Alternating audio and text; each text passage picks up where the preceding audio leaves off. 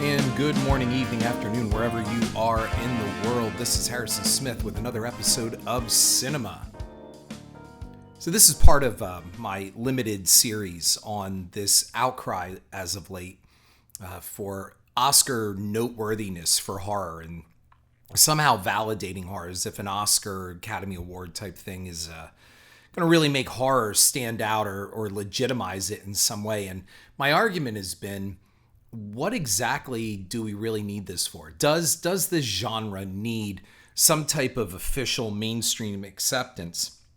And this series is going on to prove basically that no, I don't think it does. And it's great that people want it. And without doubt, there are individuals in this genre, and look, it's all part of the same industry, that deserve these awards. But they've contributed so much and done so much, and this genre has done so much, that I think an Oscar is just kind of like, whipped cream on a sundae. I mean, you can take it or leave it. So really what I want to do is keep pushing forward in a number of things, and that is like the history of horror, the history of the Academy, and really, how much do you know? Look, I want to start something out which I talked about in the last episode, and that is horror goes beyond Michael Myers and Freddy Krueger and Jason Voorhees and Pinhead and all the main staples that seem to really come out of the late 70s and 80s. There is so much more to this genre. And so if you don't recognize names like Karloff or Chaney, Lugosi, Price, Laurie, Cushing, Lee, Perkins, Hitchcock, Serling, Lanchester, Whale, then I'm going to tell you, you're not a real horror fan. You're a fair-weathered horror fan. You're casual. You shop the designer brand names, but you don't look at the genuine articles on the shelf. And I know that may sound judgmental and elitist, but horror is far more than the 5 points on the pentagram of those 80s horror names that I had just mentioned. So if you think horror is defined by Halloween or Friday the 13th, then you're really not a true horror fan. The inability to see past that unholy pentagram of the aforementioned franchises stigmatizes the genre. You're contributing to stigmatizing the genre, which encourages the Academy to simply ignore it. So is the argument for Oscar acceptance based solely on a Best Picture award or a Best Actor award? I mean, what are the details entitling a Best Picture nomination? Like any other contest, certain rules indicate what films are eligible for Best Picture. In fact, they are the same rules that any feature-length film must adhere to in order to qualify for most Academy Awards. These rules are for Best Picture, and here we go. 1, they must have a running length of more than 40 minutes. They must have been exhibited theatrically or 35mm or 70mm film or in a qualifying digital format. 3, they must open in a commercial theater for paid admission in Los Angeles County between January 1st and midnight, December 31st, and run for 7 consecutive days, at least 3 screenings daily, one of which needs to be between 6 p.m. and 10 p.m. And I know this because we actually tried to get Cloris Leachman a Best Actress nomination for The Fields, my first film, The Fields. It must be sufficiently advertised in Los Angeles media, and films that receive their first public exhibition or distribution in any manner other than as a theatrical motion picture release are not eligible for Academy Awards in any category. That is important with the recent Netflix flap and Spielberg's campaign within the Academy to keep certain Netflix films from qualifying for official Best Picture nomination. Official screen credit forms and copies of the main and end title credits must have been submitted to the Academy by December 1st. It is also rare for animated films, foreign films, sequels, and remakes to be nominated, though they aren't officially ineligible for the award.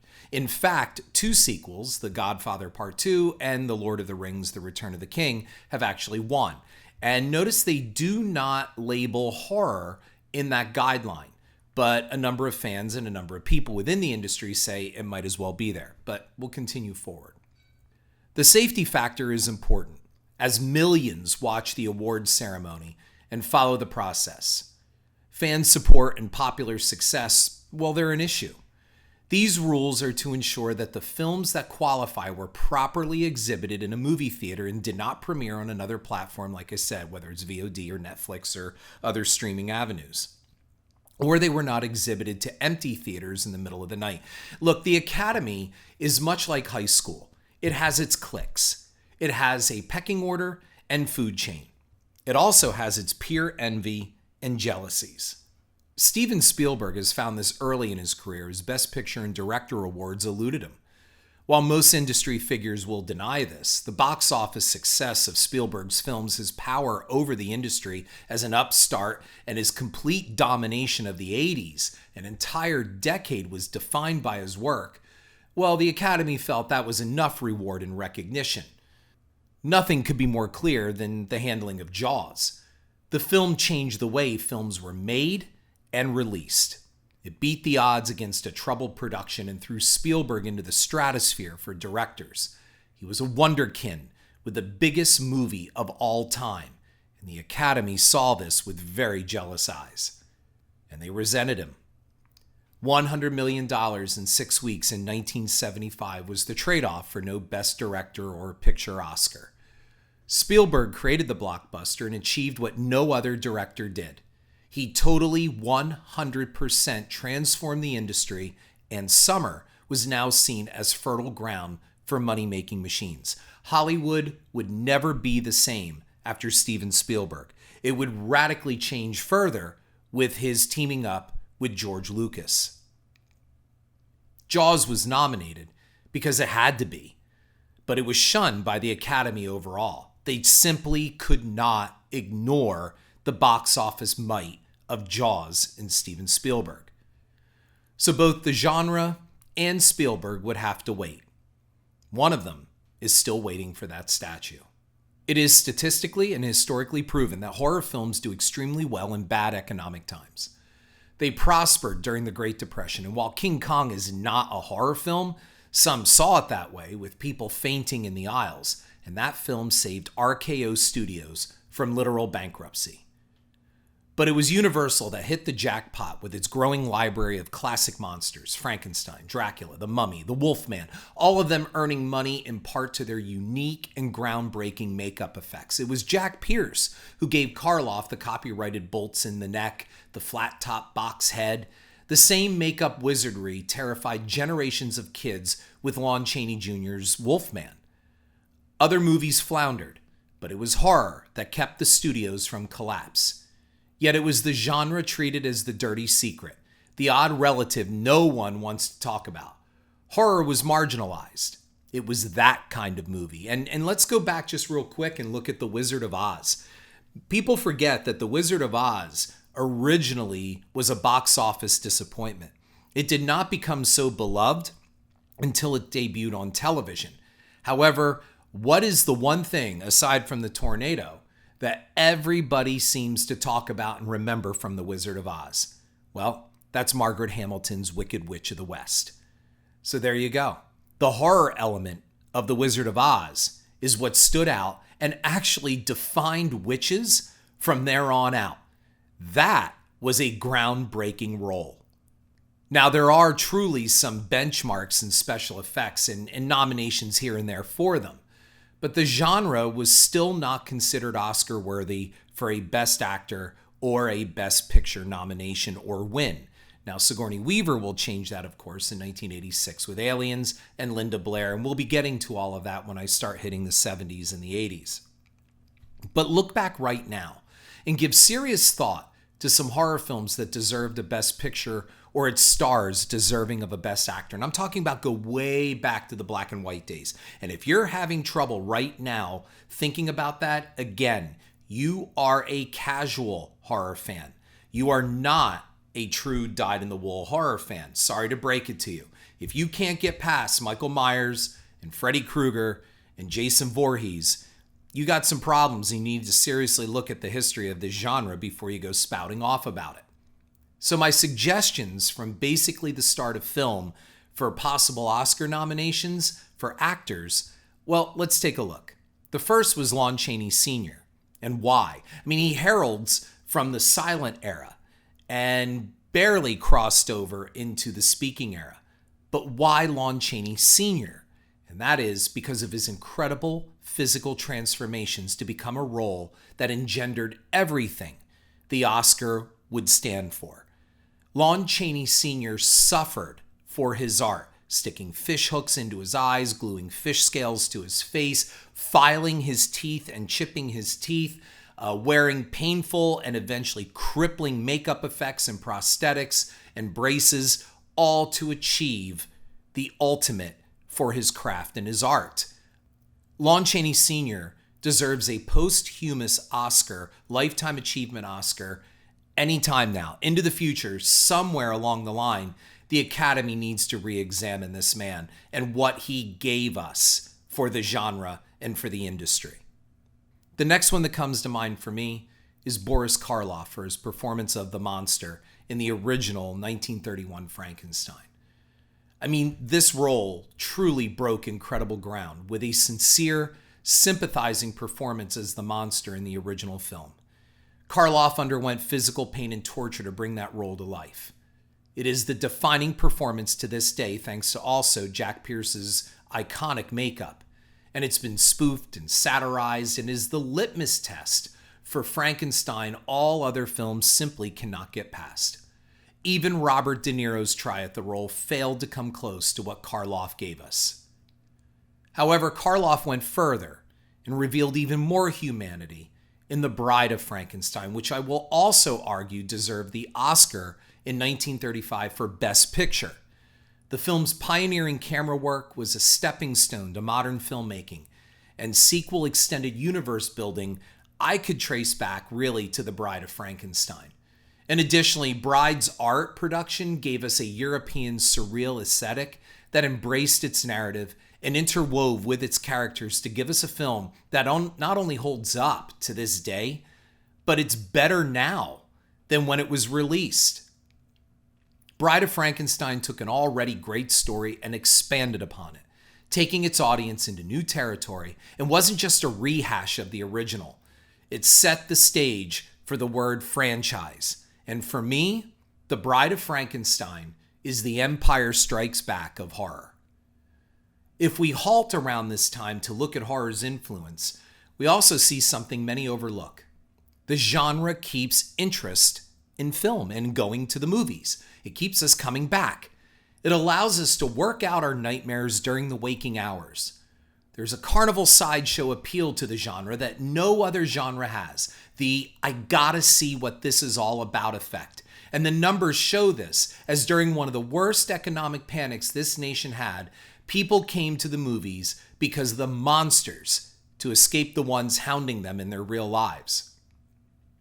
I'm not saying this was the only successful genre during the Great Depression, but it was the one that emerged from it basically unscathed and would evolve while the musicals would peak by the 1950s and comedy was always uneven. And at the time of this recording today, I feel in our post-television woke digital culture, comedy may be going extinct.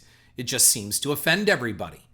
Yet horror thrives. And it excelled during the pandemic in its early days, as we saw it keep theaters and drive-ins open while the studios went into full retreat with their big-budget films and became paralyzed in their self-created inability to adapt to sudden shifts.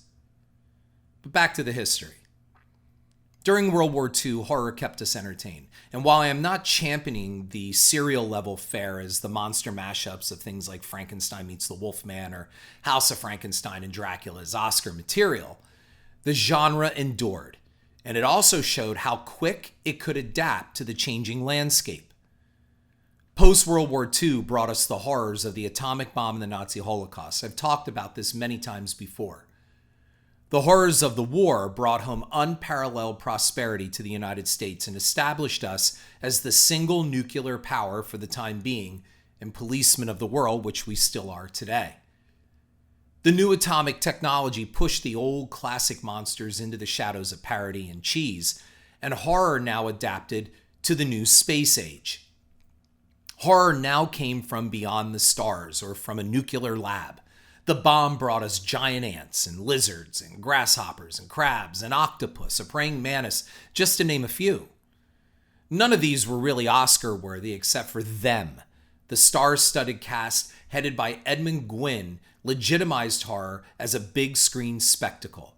Like its technological marvel Giant Ants, Them was big, and I would argue deserved a Best Picture nomination at the least for 1954. The film drew attention to a legitimate message of nuclear energy and rampant atomic testing. The direction was tight, the script solid, and the mechanical ants were on the same level of Bruce the Mechanical Shark that would come basically 20 years later.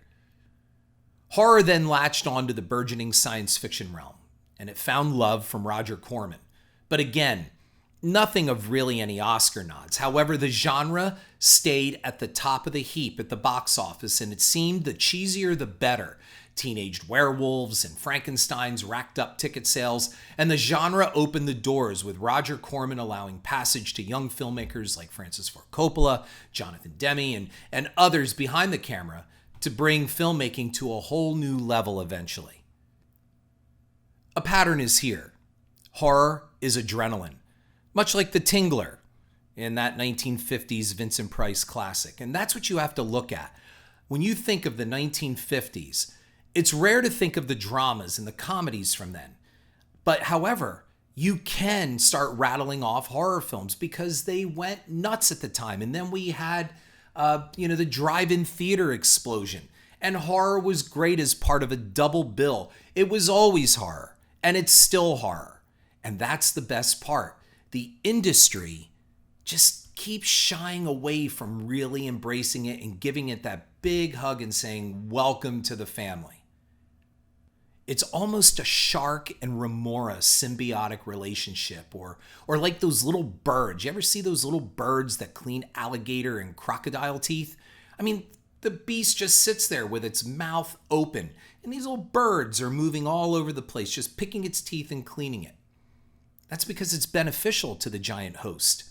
And every once in a while, the big host does bite, but it's rare and probably by accident. Because the big host knows what the little cleaners are doing, and it helps to keep the big host vital and alive. Horror did just this during this pandemic. Horror was the remora.